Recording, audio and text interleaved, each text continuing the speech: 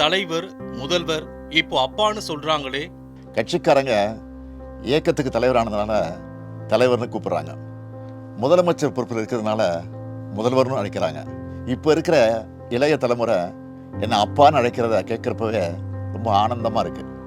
காலப்போக்கில் மற்ற பொறுப்புல எல்லாம் வேறு யாராவது வருவாங்க. ஆனால் இந்த அப்பா என்ற உறவு மாறாது. அந்த சொல் என்னுடைய பொறுப்புகளை இன்னும் கூட்டியிருக்குன்னு சொல்லுவேன். நான் இன்னும் தமிழ்நாட்டுக்கு செய்ய வேண்டிய கடமைகள் நிறைய இருக்குன்னு எனக்கு உணர்த்துது. கல்வி, குறிப்பாக பெண்களுக்கான கல்வி குறித்து தொடர்ச்சியாக பேசுகிறீங்க, நிறைய திட்டங்களையும் அறிவிக்கிறீங்க. இந்த 4 வருஷத்தில் என்ன மாற்றத்தை உணர்ந்திருக்கிறீங்க? நாம் ஆட்சி பொறுப்புக்கு வந்ததிலிருந்து கல்விக்காக நிறைய பண்ணிகிட்டு இருக்கிறோம். கல்வி தான் யாராலும் திருட முடியாத சொத்து.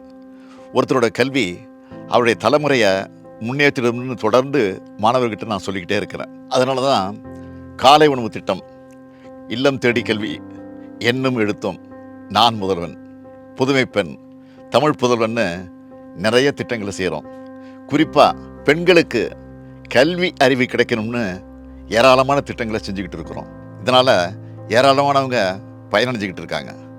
பயனடைஞ்ச பல பேர் பேசுகிற வீடியோக்களை நீங்களே கூட பார்த்துருப்பீங்க. இந்த திட்டங்களால் முன்னேறினவங்க எனக்கு கடிதம் எழுதுகிறாங்க. அதே போல் நான் கொடுக்குற அப்பாயின்மெண்ட் ஆர்டர் பெரும்பாலும் பெண்களுக்கானதாக இருக்கிறத பார்த்து நான் பெருமை அடைகிறேன். கல்விக்காக இன்னும் நிறைய செய்யணும்னு நினைக்கிறேன்.